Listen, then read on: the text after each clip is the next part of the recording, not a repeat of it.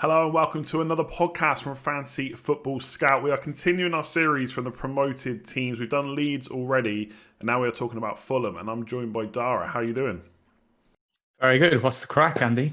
Yeah, not too bad really. Just getting on with pre-season. I'm sure you've been pretty busy. I know you've been on Planet FPL, and obviously this is like the busiest time for kind of FPL content. So yeah, just flying through it really. And promoted teams are always requested because there's a lot of us. I'll be including that watch Premier League, don't watch too much outside of that, including the Championship. So people like you, really handy to have on because you've got all the knowledge of the teams, and hopefully you can give us some insight into, which players we should be looking at. Mitrovic, everyone knows him, but it's kind of the rest of the team and stuff that, we want to get some insights into. So the way we're going to do it is you've sent me over a team of, likely starters. There's some positions where, it could be one player, could be another one, depending on signings and stuff like that, which we'll talk through. But I guess first of all, let's talk about Fulham in general. Finished fourth, so obviously went up through the playoffs. Least amount of goals scored, most goals conceded as well from at least the teams that went up. How do you think in general Fulham are going to do this year? Because I think a lot of people are seeing them as early whipping boys, I would say, targeting them for goals. Do you think that's fair? I think it's fair. Like we will be one of the teams that are in the relegation places for sure. But I just think that the perception that managers have will be one of what it was the last time we were in the league, and the really poor defense that we had, conceding 81 goals. I think it's not going to be the same case this season. Not certainly not as bad anyway. Just Parker seems to have, like, we played a very attacking style of football in the Championship the previous season and went up and kind of expected to play the same style of football, whereas Parker slowly formed the team into the way that he likes it to be, and it'll be more Premier League ready, where we'll be able to just grind out results and not go as gung-ho as we did. So you do think he'll adapt? Because when we had Seb on for Leeds, he doesn't think Bielsa's going to adapt that much at all. Obviously, he will a little bit, but he still think he's going to play the same style of football. Do you think Scott Parker's going to be, a manager that comes up and tries to sit deep against teams? Or do you think it'll be similar to last season? I don't necessarily think he's going to sit deep, but I think he'll try to play his possession style of football as much as possible. There may be a case against some of the bigger teams where he might play two defensive-minded midfielders in front of the back four. But for the most part, we're going to try to pass our way out of it because that's just Parker ball. That's what he does. Pass. Yeah, it'd be interesting to see how that fares. Obviously, it is much more difficult, obviously, coming up to Premier League. Everyone knows that. It was for Fulham last time as well.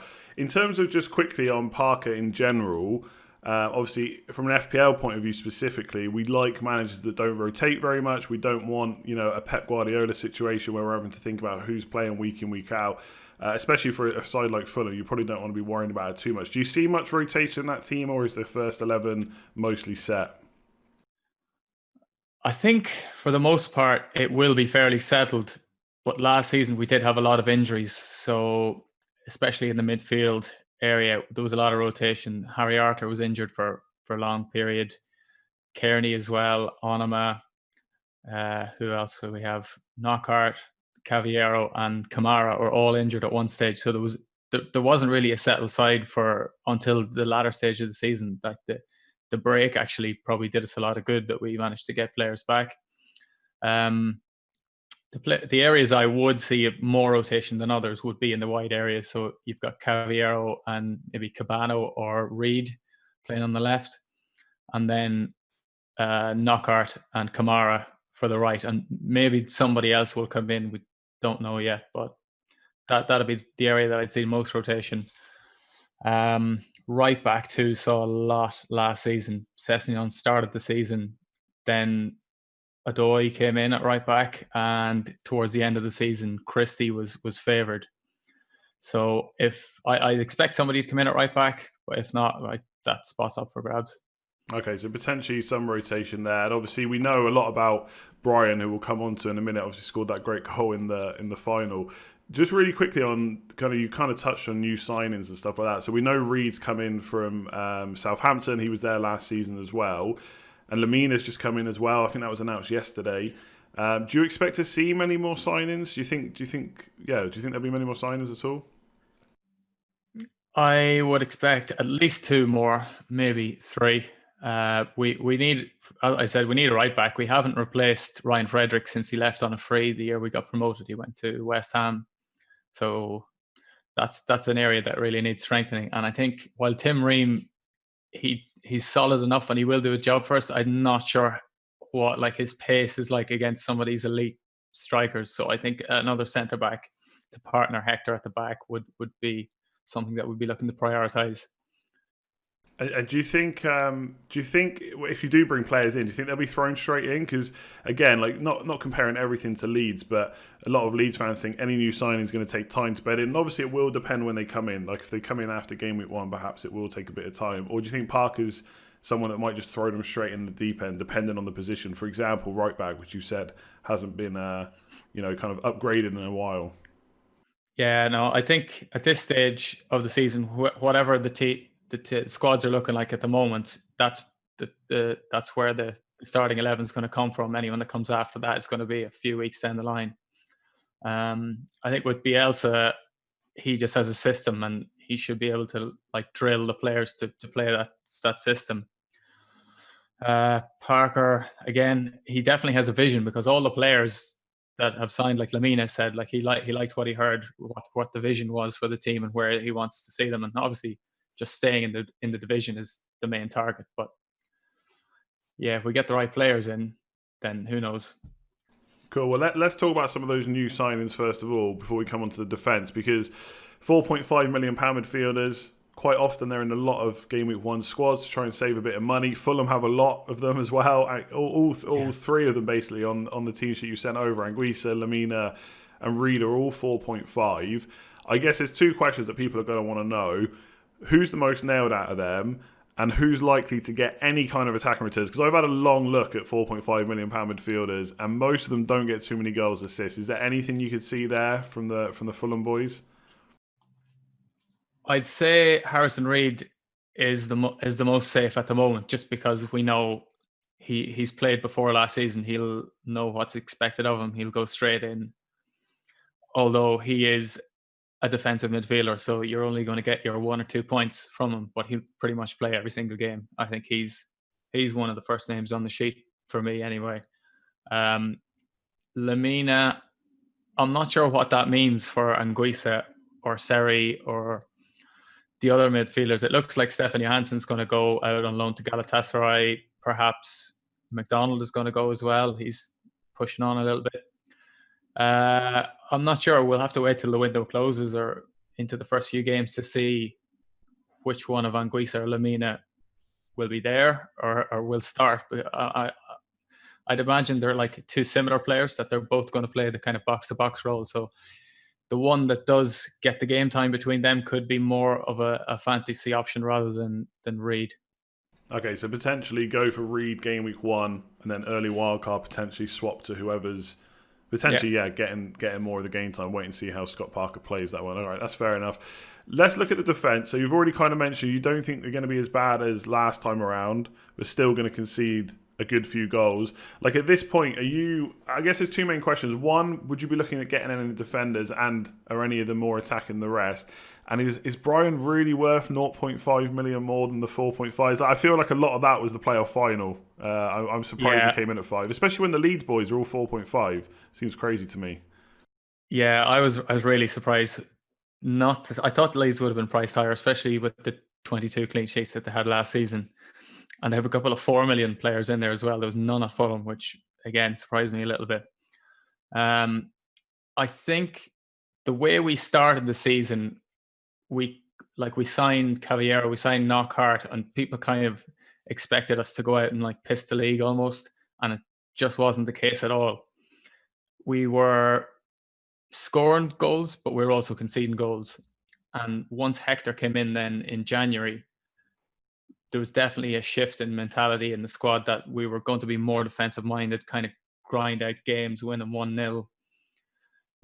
Once Hector came in, we kept 10 clean sheets in the 20 games that he was involved in from January onwards. So that's every other game basically.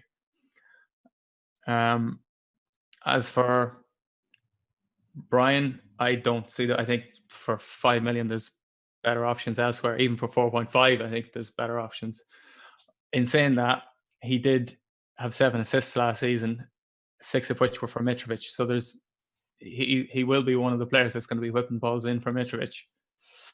So The potentially only also. the only reason I would go for him at 5 million is if Robinson starts at left back and he shifts up into left midfield. But that's definitely one to watch, not something to go first from the off. Yeah, the price of defenders seems a bit all over. To have Brian at 5 when the Leeds fullbacks are 4.5, and you can get Man United, Wolves, Spurs defenders all for 5 who are pretty much mostly nailed on as well. I mean, potentially you're going to be able to get Reece James at Chelsea for 5 million if he keeps starting. Yeah. Like, it's just, yeah, I feel like they've really just priced him out of the game and kind of reacted to that. I mean, it was a great free kick, don't get me wrong, but yeah, I don't know if that warrants an extra 0.5. Fair enough. What about the goalkeeper then, Rodak? You said you think he might be a good option. You think plenty of saves there plus the odd clean sheet? Is that your thinking? Yeah, well, he didn't start the season as first choice. He came in after 13 games for Bettinelli, and he was just nailed in the spot from then on with really impressive performances. So he was averaging 3 saves every single game. So if you look at that in FPL terms, that's a save point every single game. You'd imagine then that in the Premier League he'd be conceding more shots as well, so that he'd have more to deal with. He kept 13 clean sheets in the 33 games, so that's about 40% of the time. And he prevented over 7 expected goals. So he's like really, really, really good shot stopper. Just exceeded expectations at the back. That's he's got a combination of everything. Like, obviously he's not going to be keeping 15 clean sheets or anywhere near that. But if he comes near 10 clean sheets and gets his save points, and if we're only winning 1-0 or 0-0 in certain games, he's going to be in line for a bonus. So he's got a little bit of everything there, I think, especially with our kind fixtures at the start. He'd be one to look at. Yeah, I think to put some of that into perspective, obviously, yeah, like 15 clean sheets very unlikely. But if you can get close to 10, like 8 or 9, like I know Burnley they were a step up last year in terms of clean sheets. They really nailed it in the last half of the season and come up to 15. But I think Pope's highest before that was 11. So 8, 9, 10 clean sheets for a newly promoted side would be pretty decent. And obviously with the save points and the expected goals you mentioned as well, I think that's on a par with someone like Dean Henderson last year. Like, Sheffield United defence was decent. Yeah. A lot of that was down to how good Dean Henderson was. So if Rodak can do something similar, potentially could be an option. So if you're picking a defensive asset from Fulham, you're going for the goalkeeper, yeah? That's who I'm going for, yeah. I think I'm going from the off. Yeah, I think you're exactly right. The expected goals against Henderson prevented 8.3 based on expected data last season. Lloris was actually top. He prevented 9.5, and that was in like 20 odd games. That was in a really short space of time. Yeah, there was. It'd be interesting without going off topic too much. It'd be interesting to see how Sheffield United do this year. I mean, it's not like Ramsdale's an awful keeper, but Dean Henderson, he played a blinder last season. Let's move on to midfield. We'll bypass Reed and that because we've already kind of spoken about them. So with the other more attacking midfielders, is there anyone there that that basically stands out to you? Because you've already kind of mentioned you don't even necessarily know if they're completely nailed. There might be some rotation there. So would any of them stand out to you, or do you think they're kind of more of an avoid for now? Not for me. I think it's Mitrovic or nobody. He, like, just for the goal involvement that he has, everyone beyond that just doesn't seem to provide enough end product. Especially with other players coming in 5.5 in the same. I think it's just better options out there. Like, Knockaert has no end product whatsoever. Caballero, a bit inconsistent. I kind of expected more from him. And then you've got Kearney, who scored 8 goals, but that was from 3.3 XG. They were, like, most of them from outside the box. Onama did get into that kind of advanced role in behind Mitrovic towards the end of the season. Could be one to watch, but 5 million's maybe just a bit too much. I was hoping he'd come in cheaper. Yeah, 4.5 would have been nice. I mean, obviously everyone remembers Kearney from last time around, but I think at that point it was 4.5, so it's probably a bit of a hard sell to spend 5.5 from the off. So I guess, yeah, a few players to monitor there. Let's just talk about Mitrovic. Obviously, he's the one that everyone knows. First of all, let me say something, and then you tell me if you think it's harsh or not about him. So he has obviously been in the Premier League before for Fulham and Newcastle as well, but hasn't really been a mainstay there. Do you think that's because he's just been a bit unlucky for the teams that he's played in, or is he just not Premier League level? Because he did score quite a few goals last time around. Maybe he's just super happy at Fulham. I don't know. What do you think about him in general? Like, is he good enough to be a striker to lead a team and keep them up? I would definitely think so. Like, you just have to look at his goals for club and country. Like, he's doing it at the highest level. His goal ratios are absolutely ridiculous. He did manage 11 goals, and that was one of the worst Premier League teams in a long time that we can remember, probably since like Derby or someone like that. So 11 goals in a really poor team. I had a little dive actually into the numbers from the last time. Like, he was top for shots for strikers last time in the Premier League, 4th for shots on target, 10th for big chances. The difference that I saw with his time in the Premier League and from last season, where he scored the 26 goals, were 6 of his 11 goals in the Premier League were headers. So like, they're lower quality chances. And last season, he had an XG of 25.51 and scored 26 goals. So it's fairly in line with his XG. 12 of his shots were inside the 6-yard box and only 1 was outside of the box. So that's where you want your strikers to be, basically. I think he only scored 3 or 4 headers. So yeah, better quality chances. Much lower percentage are headers. Yeah, that's good. So yeah, obviously, I mean, no one's expecting to come into the Premier League and score 26. Not many players do that in general. But you reckon double figures easy enough this year? And I guess in line with that as well, like, he's only 6 million. Last time he came in at 6.5, so they are pricing him a bit low, which I think is fair enough. And I mean, the competition. Are you at Crystal Palace? I mean, personally, I don't know if he's going to score enough goals to warrant that. Adams, probably going to start the season. Will he always keep his place? Will he play 90 minutes? Probably not that often. Like, in terms of the £6 million forwards, do you think Mitrovic is the best? Obviously, Rodrigo's just come in at Leeds as well at 6 million. Would Mitrovic be your man at that price? For absolute nailed onness, yes. Like, I think every game that he starts, he pretty much played 90 minutes. There's nobody. The only time that anybody got in ahead of him was when he was injured or suspended this season. And just for he is the talisman. He's going to score somewhere close to 40% of the goals, and we do need goals this season to stay up, especially with that early run. That's going to dictate pretty much where we finish, because if we start off slow again this season, then good luck. Yeah, fair enough. He's actually in my team right now as it stands. I need a 6 million option. I'm looking between him and Adams, but it's also worth mentioning for anyone that doesn't know, he's also the penalty taker, right? So there's no kind of doubts about that. 100% penalty taker this season, yeah. Yeah, so 90-minute man, going to play every. I mean, I think I saw a tweet this morning that he played every single game, like you said, 90 minutes in every game he started, which is absolutely insane for an attacker to do that. Again, it's probably a different standard in the Premier League fitness-wise, but I'm pretty sure he did very similar last time around as well. So, yeah, obviously he's the main man that everyone knows. So, I mean, really, we're looking at Mitrovic, maybe the goalkeeper, and at the moment, maybe one of the £4.5 million midfielders. So, arguably, you could start with 3 Fulham players, but maybe not expecting too many points. No, I think that's pretty much it.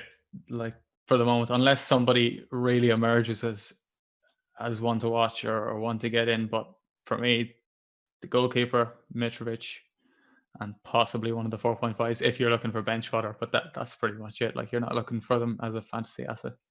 All right, let's finish on opening fixtures, because I don't know, on paper they look okay, but I don't know if they're as easy as they look necessarily. Like, Arsenal at home, a lot of people, including myself, said maybe improve defensively. Obviously done okay against Liverpool in the Community Shield, but actually if you look at the numbers, they didn't do that well defensively last year. Maybe improved a little bit under Arteta. Then it's Leeds away. So there's a lot of Leeds fans that think Leeds are going to do extremely well, so that could be a tough fixture. Villa at home, Wolves away is always tough, and Sheffield United is going to depend on how they end up defending this year. How do you think their start or your start to the season kind of looks, especially for the likes of Mitrovic, because people are genuinely, he's quite highly owned. I think he's like 30% owned. So do you think there's a good start there potentially? For Mitrovic, I think he can score against anyone. He can also just kind of go anonymous in games as well. So I think if you do plan on owning him, you almost have to just stick with him for those opening run of fixtures, because, like you said, who do you go to? Do you go to Adams, or do you like really chop up your team, or wildcard them out, or where do you go? There's not that much in around the 6 million mark. I fancy him definitely to hit double figures this season. Yeah, I think double figure. I mean, again, to put some stuff into perspective, someone like Chris Wood for 6.5 million, I think he got 14 last year. Now I don't know what his minutes were. I doubt he definitely didn't play. He had reduced minutes big time. Yeah. He had a lot of big chances as well. But that's something that we've seen from Mitrovic before. He gets a lot of big chances as well, or at least likes taking a lot of shots in the box. And like, it's not the be all and end all for a striker, but it is definitely a big thing. So yeah, I quite like him for that price. If I had a bit more to spend, then yeah, I probably wouldn't go to him. I like Antonio. I like Chris Wood when he's playing too, and maybe even Calvert-Lewin at 7. But for 6 million, I don't think you can really go wrong. Is there anything else you wanted to add about Fulham in general that we've not covered, or maybe that I've missed? I can't think of anything off the top of my head now. No, all good if you can. I just think that for those opening fixtures, there's a couple of little options there. Like Mitrovic, 6 million is not going to break the bank. If you're going for 2 4.5 keepers, why not take a punt on Rodak? You can always wildcard him out or switch it up to whoever emerges as the 4.5 million goalkeeper, because sometimes that doesn't happen until 6 games into the season or so. Look at Nick Pope last year. He was awful for a lot of the season, then just smashed it in the second half. Like I owned him for the first half. He wasn't good at all for 4.5. If you sorry, before you go on, for your Rodak pick, are you rotating or are you going set and forget at 4.5? I think I'm going to rotate. I haven't decided on who that second one is going to be as of yet. I kind of fancy one of the Leeds keepers, to be honest, because I think they'll keep it tight. Their pressing game's ridiculous, but it could be McCarthy either. Yeah, I think he looks good. Cool. Yeah, we'll wrap it up there. I think pretty much everything was covered. Defense wise, Brian 5 billion, midfield and Mitrovic plus the other attackers, which for now we'll probably avoid. So yeah, thanks very much for coming on and sharing that with me. I really appreciate that. No problem. Thanks, Andy. If you want to follow Dara, the Tinkerman on Twitter is the handle, so you can go and follow him on Twitter. If you enjoyed this video, of course, if you like the insight into Fulham, make sure to give it a like on YouTube. Obviously, it'll be out on podcast as well. And subscribe if you're new around here. Otherwise, we'll catch you soon for another video.